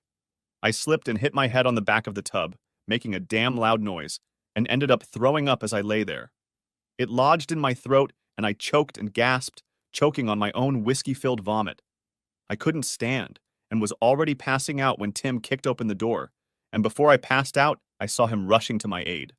When I woke up, I was in Nassau University Hospital in East Meadow, with a bunch of bandages on my head, an IV in my arm, and the worst hangover I had ever experienced. I tried to get up, but a soothing hand laid me back on the bed and suggested I sleep. Who was I to argue? The next time I woke up, it was daylight, and a real ugly nurse was shaking me by the shoulder. "It's time to take your medicine, Mr. Skelly." Huh? What's wrong? She handed me some pills and a cup of water for me to swallow, then started measuring my vitals. "You've been here for 3 days, Mr. Skelly. Concussion, severe laryngeal trauma, asphyxiation, and alcohol poisoning. We have reconstructed your system, and you are on the mend. If the doctor agrees, you could be discharged as early as tomorrow." Oh. "Your mother and father have been here for the past 2 days. Your friend Tim was here the first day. There have been other visitors." She pointed to a side table, and I turned my head to look. There were little bags of cookies and postcards lying there that I was supposed to look at as soon as I woke up. But what made me gasp and sob were the hand-drawn cards in crayon on folded yellow paper that showed my 2 boys with figures next to a larger figure lying down. My sons were here. They were here, which meant Myra was here, and they had seen me in this state. The nurse tried to calm me down as I sobbed and moaned and cried. Eventually, other people came in. Something happened that calmed me down, and within seconds, I was asleep. When I woke up the next time I saw Mom and Dad at my bedside, Mom looked so tired and drained, and Dad, he just looked old, sad, hollow. I swallowed to wet my tongue and wheezed. "Hi." They both looked at me and smiled with relief. "Hi, Jimmy." "Hey, son." I sighed, drawing strength from God knows where. "I'm so sorry, Dad." "Don't be," he scolded me, placing a hand on my bicep. "Don't you dare start this. It's over. It happened. It's over. We're Irish, not Italian. We feel guilt, not resentment, okay?" I smiled. "Thanks, Dad." Mom smiled thinly and leaned over to kiss my cheek. "It took me so long to call you. Your phone wasn't answering, and then they said it wasn't working anymore. The courts came, Myra got sick, Jay missed you, Sally from Phoenix House reached out. Jimmy, you disappeared off the face of the earth. Didn't anyone think to call Tim? We tried, we all tried. No one answered, and eventually his phone was disconnected too." I sighed. "So how did you find me here?" "We got a call from Myra. When you were here for John and Joel's birth, you listed each other on the hospital forms as emergency contacts. The hospital called her, and she called us. And here we are." We chatted with each other some more, horrified to learn that it was already April. 4 months. I had lost 4 months somewhere, and I had nothing to brag about. Suddenly, they got distracted and said they were taking a couple minutes off to the gift store. "We'll be right back." And then they left. In the silence that followed their departure, I smelled a faint odor of coconut that seemed strangely familiar, and a voice from behind the door asked uncertainly, "James? May I come in?" I looked, and it was Myra, my wife. The smell was from her shampoo. How the hell could I have forgotten that? I reached for her as if by sheer force of will alone I could pull her to me. She took a few steps and then sped up, falling onto my chest and hugging me tightly. "Oh, Jimmy. Oh, James. Oh, Jimmy." She sobbed, and I put my arms around her and felt her shoulders shake as she let out whatever was burning inside her. "I thought you were dead." I shook my head and put my arm around her shoulders. "No, kids. I just wish I had." We lay like that for a few more minutes before she stood up and stared at me. "Where have you been?" I told her everything I could remember about the last few scattered months, and she did the same. Her story was the mirror opposite of my own, and I grew increasingly frustrated as she recounted the terrible obstacles she and the boys had to go through. She was on public assistance at the time, receiving EBT cards and other assistance from too many agencies for me to remember. The house was in danger of foreclosure, and the boys were going through some bad times, alternately missing their father and behaving inappropriately. But it was the last part of her conversation that ripped the remnants of my heart out of me. "And that's the problem, James." "What, the kids?" She sighed, looking down. James, Child Protective Services has been very hostile to me. Very hostile. Even when Mom and you were helping, they came in and said that the lives and safety of the children in the home were deteriorating. And I had nothing else to give. Nowhere else to reach out to fix the situation. She sat upright on the edge of the bed and interlocked her fingers. So I made myself a promise. If you don't come home or get better by March 15th, I'm going to have to make a hard decision. A snake of anger stirred deep in my heart, but it was so tired, so exhausted. There was so little strength in it as there had once been in my rage. Myra, it's the middle of April. What hard decision have you made? My wife stood up and took a step away from the bed, distancing herself from me as she gathered her courage. Jimmy, I filed for divorce. Thud. That was the sound of my last support falling. No, I gasped. No way! Jimmy, I have to. I have to do what's right for the boys, and for me. Tears stood in her eyes. I've been trying to get through to you for so long. There's nothing more I can do or give. I've had enough. Myra, that's not going to happen. The money never came and you were nowhere to be found. Jimmy, I love you and always will, but you killed a part of me. I could feel my molars grinding. Myra, I'm not going to give you a divorce. She stared at me, her eyes clouded and full of fear. It's not your choice, Jimmy. It's going to happen. My pulse became weak and my vision blurred. Myra, listen to me. We're Catholics. There's no such thing as divorce, do you hear me? We're married for life, in the eyes of God. Jimmy, you're not a practicing Catholic and neither am I. I tapped my hand on the bed. I don't care. You can't memorize these things from childhood. You're not going. Myra stared at me and swallowed nervously. James, I will never forbid you from going out with boys if the court agrees to it. And I mean it. You will always be the first and foremost love of my life. But you can't force me to bend to your will. No matter how much I love you, you killed a part of my heart. And everything that's happened since then has forced me to shut that part down for a while. You can't make me submit. And James, I've already had to make some hard choices. What? What do you mean?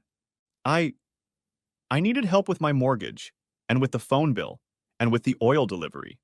She twirled her hands again. And the product manager at work, Mark, well, it's no secret he's always liked me. No. I couldn't believe what I was hearing. No, Myra. No. I haven't slept with him yet, Jimmy. She sighed, and the tears flowed freely, no sobs, just streaming down her face like a faucet. But he helped me a lot with the house and the money and the renovations. And the boys have been better behaved since he showed up. I know what he wants, and I have to give it to him as soon as possible. She sobbed sincerely. I don't have a choice. Unless I want to help our sons. The courts, the lawyers, child services, everything. You. It's all tearing us apart, James. It's time. It's time to put an end to it. Oh my God, Myra. The babies. How can I keep suffering? How can I keep suffering? Am I not done? Isn't this enough? I'm sorry. Myra, I'll never give you a divorce. Never. No matter what happens. Never. Do you hear me? Do you hear me? In sickness and in health, in riches and in poverty, in good times and in bad times, until death do us part. She bowed her head and left the room, whispering only, I love you, James. I sat down on my bed and just stared ahead. I know Mom and Dad came in, but I can't tell what they said or what I said, if I said anything at all. All I know is that the room was getting darker and darker, and I stared at the opposite wall, feeling nothing but dull, clawing agony inside me. Oh gods, I wanted to die. I wanted to drink a bottle of whiskey and then roll off a cliff and blow my brains out. That's what I wanted. Just die, goddammit. Why do you want to die, Jimmy? Huh? I blinked in the fluorescent light of the room. Obviously, the sun had already set. A middle-aged man in a dark coat and jeans sat in front of me, legs folded, with a glass of water under his arm. He adjusted his glasses and nodded at me. I asked you why you want to die. Huh? Who the hell are you? He chuckled. Boy, obviously you didn't hear a word I said. I said my name is Father Michael Baldwin. I'm a grief and alcohol counselor in the Nassau community. I was assigned your case a few days ago, but you weren't able to speak until today. Great, I muttered. Another therapist. The previous one was doing a great job. Therapy is a funny thing, Jimmy. It works wonders, but only if you're willing to go through it. Otherwise, it's the biggest waste of your life. Okay, this guy had some sense. Well, that was my last one. 6 weeks of group talking and discovery and all that fake Jesus crap. No offense, Father. No offense. He tilted his head. Where did you go? Phoenix House. They do good work, but it's not for everyone. Well, it's not for me. Then why did you go? I rested my head back on the pillow and stared at the ceiling. To get home to my wife and kids. He nodded. A good goal and lofty. Father Michael stood up and put his hand on my chest. And it's probably even more painful because it was doomed to fail. Huh? Jimmy, therapy only works if it's meant for you. If it's meant for anyone else but you, it will never work. Never. He pointed his thumb at the door. The woman who was here today and left in tears. Was that your wife? I nodded. She's leaving me. Ah, and that's why you want to die. You don't understand, Father. She's been my pillar, my support, my other half of me. We have 2 sons. But it's over. Father Michael just watched me wallow in my grief, and then walked over to the bed beside me and took a pillow from it. He then walked over to me and tried to cover my face with it. Hey! Hey! I shoved, pushing and twisting away. What the hell are you doing, Dad? Giving you what you want. Getting nowhere, he threw the pillow on the floor and stared at me. Damn it, Jimmy. If you want to die so badly, why the hell are you resisting me? What the hell kind of priest are you? Killing me? In hell? What the hell? He laughed. Jimmy, we'll get along just fine. But first things first. He suddenly reached out and slapped me hard on the right side of my face. The blow was scalding and threw my head to the side. When I straightened up to give him another slap, his opposite hand flew up and slapped me again on the left side. That was so you'd pay attention to me. His eyes were cold as he hunched over. You're paying attention to me? I nodded silently. Good. Then listen carefully. I'm here for one reason. To make you well. I'll do whatever it takes to make you realize that there's not a single damned option in which you'd be better off dead. Never. All life is precious. Every life. He jabbed a finger at my chest. And if you ever want a chance to see your kids, your wife, and everyone who has loved you, loves you, or will love you for even a minute, it's because you want to be a better person. He pointed to the pillow he'd dropped. Because if you don't make the decision to want to be better for Jimmy, you might smother yourself. Father Michael hopped off my bed and headed for the door. We'll talk tomorrow, Jimmy. You're going to be released, and you're going to live with your parents. I already have an address, and I've told them in detail about your situation and what my therapy will include. They've agreed to help and will be another part of your equation and support system when I'm not around. I stared at him, still not believing this intense guy was a priest. You've thought this through, haven't you? He smiled. No. It's up to you. He waved his hand. I'll see you tomorrow. My release the next day was strange. A representative from the sheriff's department came over and handed me a copy of the separation judgment, a modified order of protection that only allowed phone calls by appointment, but no visits, thanks Nassau County Custody Department. Jerks, and a 4-month-old restraining order on Charles Barrington, who I had no idea about until I guessed he was the same poor bastard I'd nearly beaten to a pulp on New Year's Eve. Tough day for me. The nurses were very nice and helped me out of the hospital in my wheelchair to my parents' car. I hugged them both and thanked them for putting up with me, then got in the seat behind my dad, and we drove to their house. We drove in silence. No one was talking, and I was afraid to say anything, just letting my thoughts wander. When we stopped and Dad turned off the car, the silence became so thick you could cut it. Jimmy. Yes, Dad? I asked, wondering what was on his mind. Please don't fight with me. I'm in no condition to do that right now. I love you, son. Oh, shit. And, he continued, interrupting me, under no circumstances do I want you to die or kill yourself. Shit. Father Baldwin must have talked to them. My mom sat there crying quietly, and my dad blushed and looked embarrassed at this display of emotion. Listen, I'm not going to kill myself, okay? I'm Jimmy Skelly, the stubborn and indomitable son of Shane and Mary. I laughed to myself. Seriously, I'm not going anywhere. Damn, do I really believe what I'm saying? I'm dying inside from Myra's revelation, but I don't think it's consuming me. God, I hope not. We went into the house and the three of us walked around a bit while I cleaned out my old room, again, and went through an even smaller pile of stuff.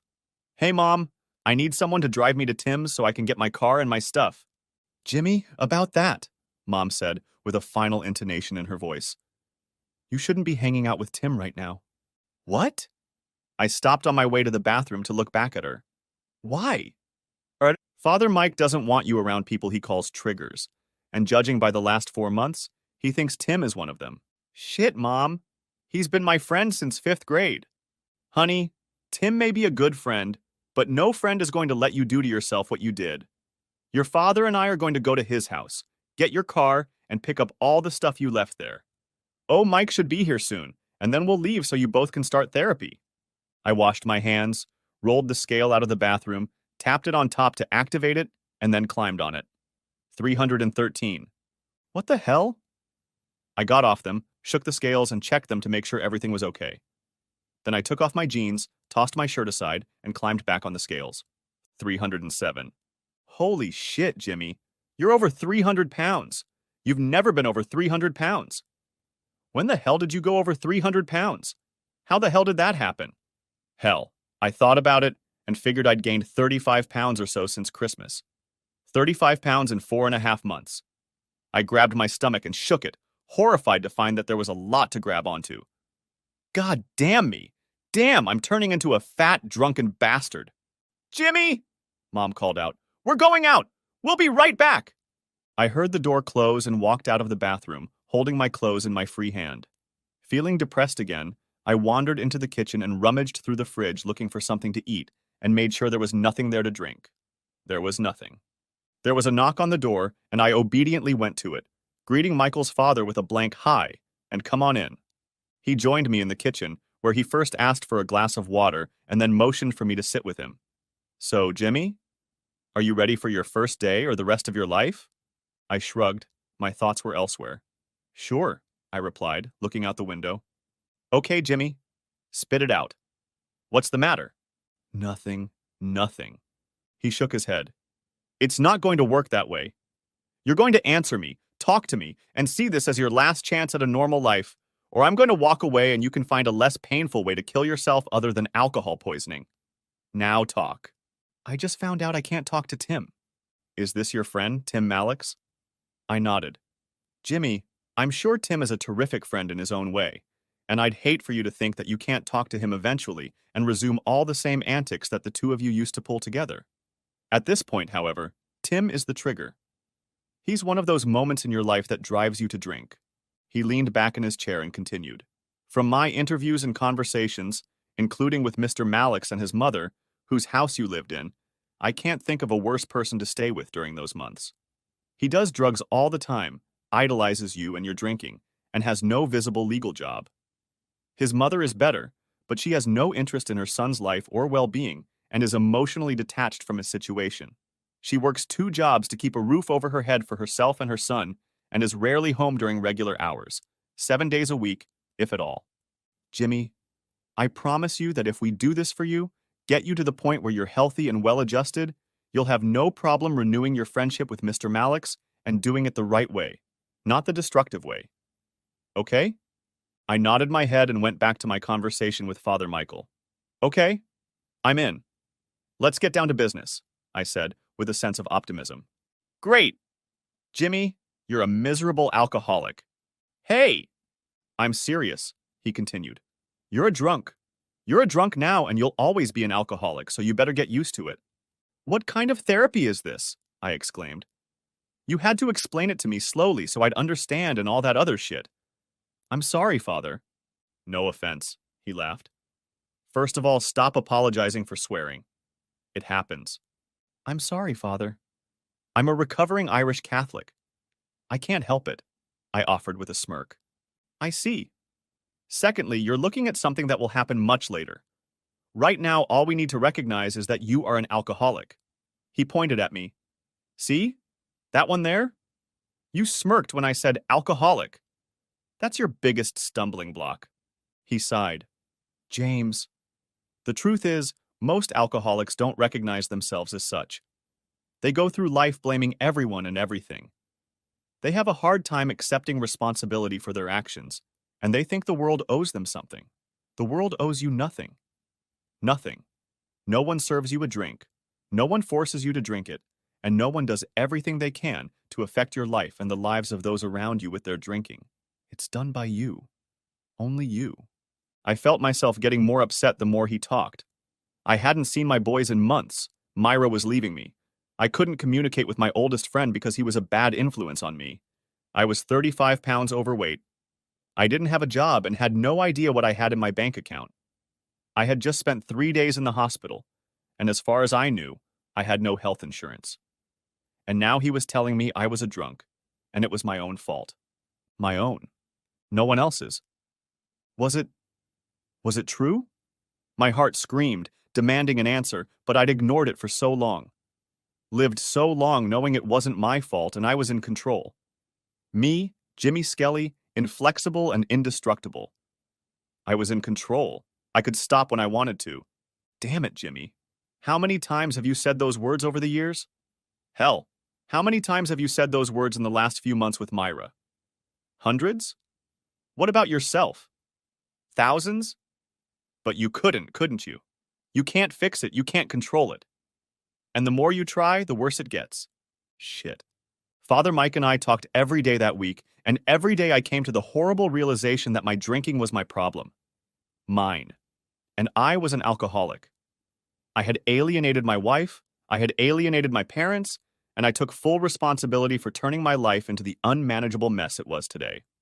On Friday, he invited me to St. William Abbot Catholic Church for my first AA meeting, and that's when I said to him, "I'm not going to be forced back into Catholicism, am I?"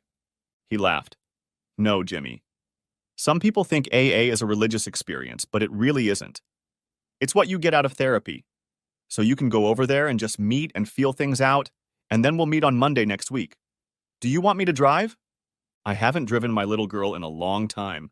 I can't even remember when exactly. I know she was dirty, messy, and in need of repair and refinishing, but I couldn't bring myself to leave the house, existing only in the kitchen, living room, and bedroom. There was no way I could drive. "Yeah. Do you mind?" "Not at all. I'll be back around 6:30 to pick you up." I hardly ate anything at dinner that night, my nervousness and constant trips to the bathroom driving my dad crazy. Shortly afterward, Father Mike picked me up and we drove to church in silence. It wasn't a bad church as far as churches go. White, with a steeple, a handful of people hanging around outside, smoking cigarettes and bickering in small groups.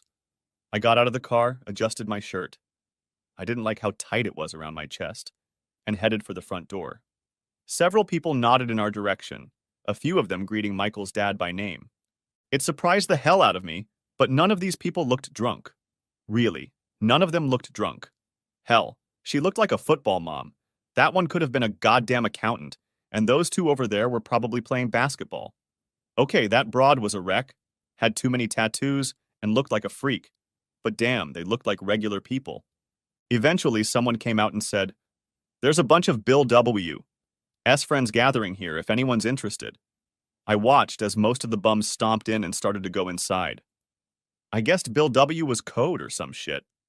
Hell, is there a book on this shit I should have known before entering? Screw it! I joined the passers-by, ignoring the sweat that protruded on my palms. Luckily, we didn't enter the church part of the temple, but some sort of meeting hall off to the side. There were about 40 of us here, and there was room for 20 more if necessary. There was a heavy-set older man standing in front. He called the assembly to order, and everyone said hello. I wasn't going to say anything, just watched and followed what was going on, trying not to feel too damn scared. Courage, Jimmy. Courage. The AA meeting was an eye-opener for me. It was similar to the one I attended at Phoenix House, but maybe it was my changed mindset or something else, but it just resonated with me. I felt like I was part of the experience.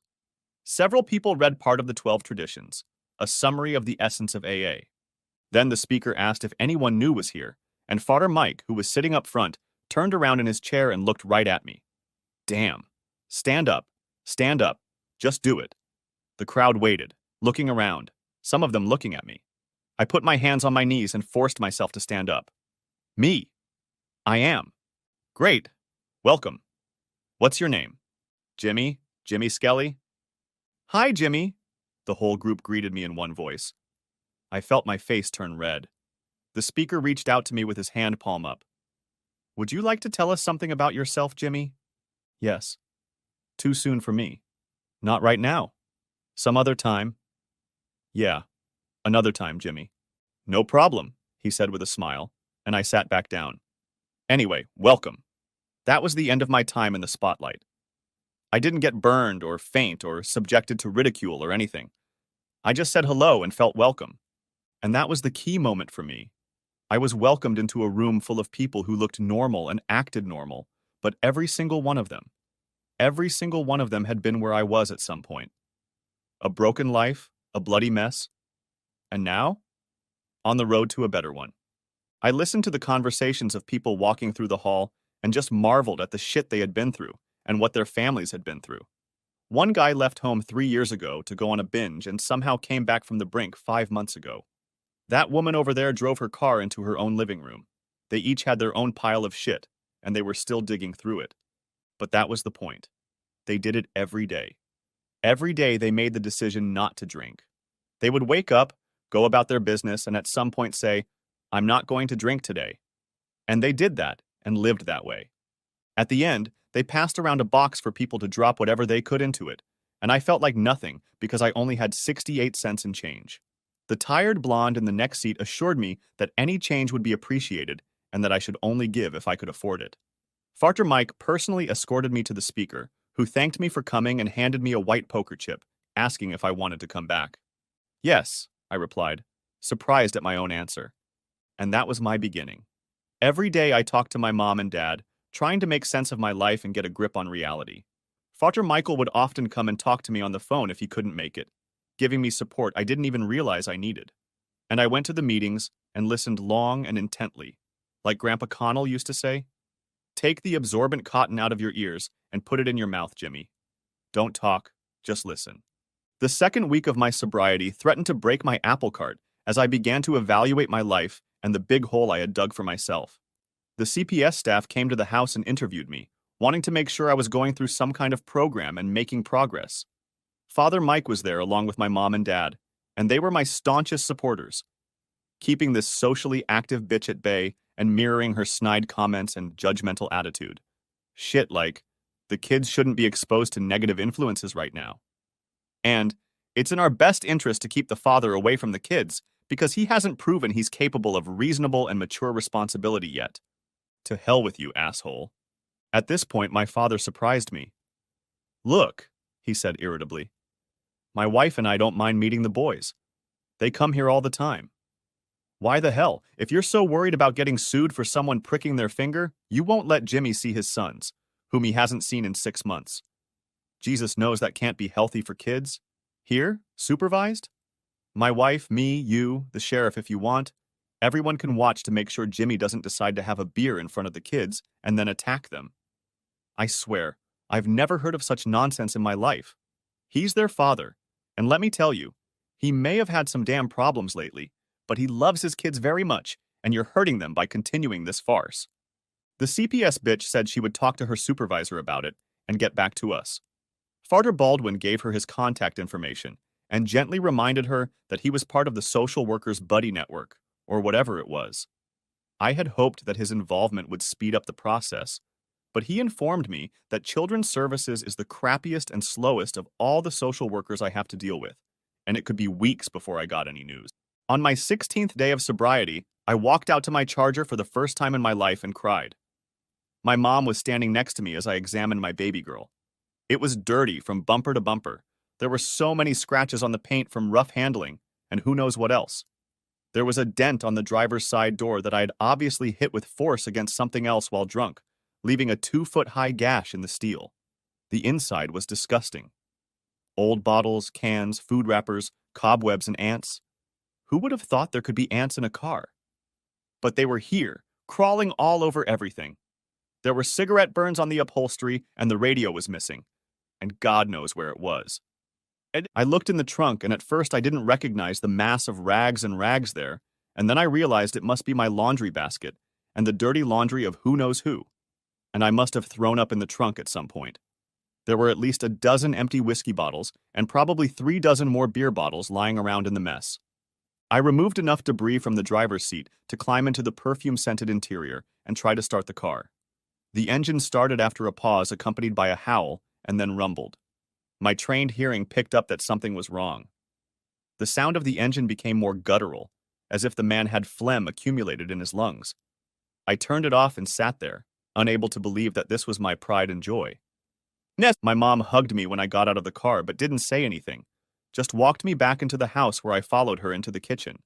She handed me a roll of paper towels, a bottle of carpet cleaner and Windex, and an empty garbage bag. Don't look at the job in its entirety, Jimmy. Do it piece by piece. Today you clean the front seat. Tomorrow, you clean the back seat and so on. I took them from her and leaned over to kiss her cheek. Thanks, Mom. She wiped her eyes. Go clean up, Jimmy, just like you do with your life. You'll do fine. I walked out, thinking to myself how many times I'd said those words before. I can do this. I can make it work. It's not a problem. And today, I was going to really live up to my words and get down to business. Day 21. I was more active in my meetings, admitting to the group that I was on step 2, attributing to AA and all these people the ability to help me deal with my alcoholism. Some members of the group considered Jesus or God or whatever else was central to their change.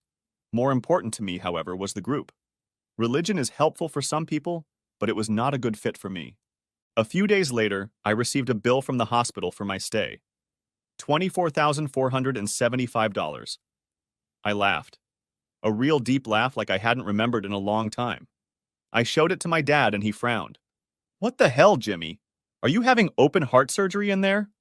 I shrugged, picked up a rock from the walkway, and held it out to him. What do you want me to do with it? He asked. It's mine, Daddy. Squeeze it for me, and the blood that comes out, we'll send it to them. The second week of May was another milestone for me. About 30 days sober. AA gave me a red chip. Father Michael personally handed it to me at the end of the meeting. I'm very proud of you, Jimmy. It's been a hard road for you, and you have more to go, but you're doing a great job, and I'm glad to be a part of it. I thanked him for his support, and while we were talking, a guy in his 30s slowly approached us. Hey, Jimmy, he called out, extending his hand for a shake. Congrats on 30 days, man. Thanks, I replied, not knowing who he was, but he seemed vaguely familiar. One day at a time, you know. He laughed. Sure. He smirked, looking me straight in the eye. You don't remember me, do you? Sorry, buddy. I wish I did, but I can't connect the name to your face. Tom? Tom Maldevs? From Maldevs Construction? I snapped my fingers. Oh, shit. Sorry, kid. It's been a while. How's it going with you? Still shopping in Florence? Business is good. The season is picking up. And yes, I'm still shopping there. He looked at Michael's father. I see you're traveling to meetings by car. Do you still have that charger? Yes. It's not running right now, but I'm slowly working on it. Hopefully it will be running soon. Why do you ask? Well, I'm looking for laborers for my crew. Nothing fancy, $16 an hour. And I remember you used to work as a longshoreman. He pointed to the disintegrating group coming out of the church. I know what you're going through. I've been sober for 5 years. I don't come often, maybe once a month or so, just to freshen up. And I've seen you there, and it's obvious to me that you're making an effort. So, are you interested? No shit. Yes. I took his hand and shook it firmly up and down. Oh my God, when am I going to start? What can I do? I really need a job. Calm down. It's okay. Monday after Mother's Day, can you make it to the Home Depot on Hempstead Turnpike by 7 in the morning? If I have to grow flippers and swim there, I'll get there. Terrific. If you're there, I'll pick you up and you can consider yourself hired. Take your lunch and a jug of water with you. He paused. Oh, and count on the job. I grinned and shook his hand one last time.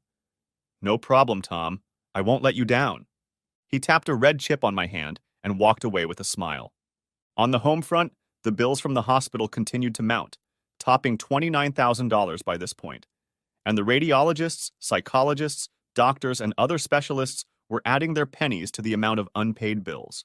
I received a new notice from the court about the child support arrears, which had already exceeded $2,000 and continued to grow, not counting interest, fines, and more. And child services still wouldn't let me see my sons. The social worker told Far Mike that this is an internal discussion that they are taking seriously at this point. Nonsense, of course. On Mother's Day, my dad and I took my mom out for brunch, where we ate in quiet company, happy to be with each other. At the end of the meal, I asked if they were going to visit Myra. Mom looked at Dad and replied, "Yes, Jimmy. We were going to stop by to see her later today." I pulled a large envelope out of my pocket and handed it to her. "Can you give this to her for me?" And she looked at it and saw my wife's name written on the front with a magic marker. "What is it?" I sighed. "It's some sort of apology. I can't write, and God knows my grades in school prove it." "Well, isn't that the goddamn truth?" Dad volunteered, and the crooked smile on his lips took away all the poignancy of his remark. Mom playfully clapped him on the shoulder and gestured for me to continue. "Anyway, this is what I had to do for AA. It's a list of every single thing I've done that I can remember. Every time I lied to her, every time I hid my drinking, and every time I let her down. I just wanted to let her know that a lot of our problems were my fault. Mine. And that I'm taking responsibility and trying to fix myself." "Oh, Jimmy." Fresh tears stood in Mom's eyes. "I know this won't fix anything, but I want her to know that I'm here. I love her. And even though I haven't seen her and Jay in so long, she's still their mom, and I'm so grateful for what we've done for them." She put the envelope in her bag. "I'll make sure she gets it, son." Monday morning, I woke up at 5:30, made 2 sandwiches, loaded the small cooler bag with lunch and a big bottle of water, and pulled my old bike out of the barn. I put air in the tires, dripped some oil on the chain, and got on, riding toward Hempstead Turnpike. 45 pain-filled, agonizing minutes later, I stopped in front of the Home Depot store and got off the bike on shaky legs. Oh gods, my knees, my hips, my ankles hurt. Staggering, I walked inside and asked the clerk if I could leave my bike against the wall for a few minutes. After getting permission, I walked to the nearest cash register and bought 2 small packs of Advil and a cheap bottle of water. I popped 4 aspirin tablets and waited outside for my heart to settle and my muscles to relax. Tom Meldis pulled up a little before 7 in his big white and black truck, 3 other guys already sitting inside and riding in the back. "Hey, Jimmy. Good to see you." "Thanks, Tom." I shook his hand gratefully. "Thanks for the chance." "No problem. This is Hector, my number 2. And this is Juan and Saul." I silently shook hands with the rest of the guys. "Is that your bike?" "Damn, Jimmy. Did you ride your bike here?" "I said I'd be here." He laughed. "Okay, you came by car. Throw it in the trunk. I thought you already fixed your car." I shrugged, climbed up on the back door, and got the bike into the trunk along with the other construction supplies. "As soon as I get my paycheck, I can buy plugs, filters, fluids, and belts." He nodded his head silently, and we drove to the indicated location. It was an attic, partially second floor, and it was obvious they had been working here for days.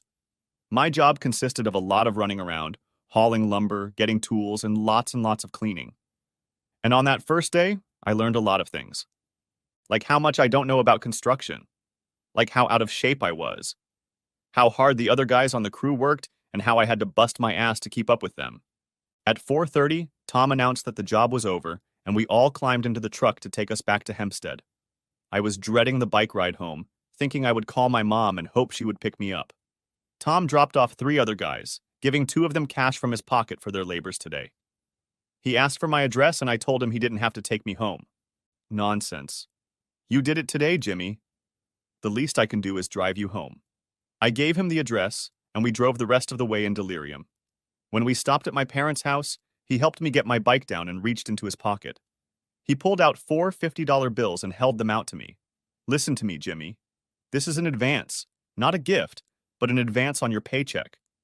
Use them to start your car and fill it up with gas until Wednesday. I don't want you half dead because you rode your bike to work." "Tom, really, thanks. I won't let you down." "Didn't think you would." He started the truck. "I'll see you tomorrow, Jimmy." So that night I worked on my baby until it was time for the meeting, and then came home and worked on it some more until it was too dark to do anything. Tuesday was a repeat of Monday. My dad was outside with me, helping me put the last of the spark plugs in. "Okay, Jimmy," he said, wiping his hands clean of grease. Start this piece of shit up and try to move it out of my driveway. I smiled, put the key in the ignition, and turned it. The Charger started and sounded much smoother than last time. I increased the revs and heard the engine roar briefly before it started. Loud, growling, alarming. It sounded just the way I wanted it to. All right, Pops. Sounds good. He shrugged, closing the hood. What a load of crap. Back in my day, everyone knew how to fix a car. Now there's so much computer crap under the hood, you can't do anything without a manual. He patted me on the shoulder. But yeah, Jimmy, it sounds great. Feels good, doesn't it? Putting the pieces of your life together? Yes, Dad. Yes. He gave me a gentle nudge, pushing me away from the driver's door. When I stepped back, he slid in front of me and got behind the wheel. Hey! I smiled. How's it going? Huh. You've been messing around with this shit long enough. Get in the passenger seat and let me take you for a ride. Dad. I walked around the car and opened the other door.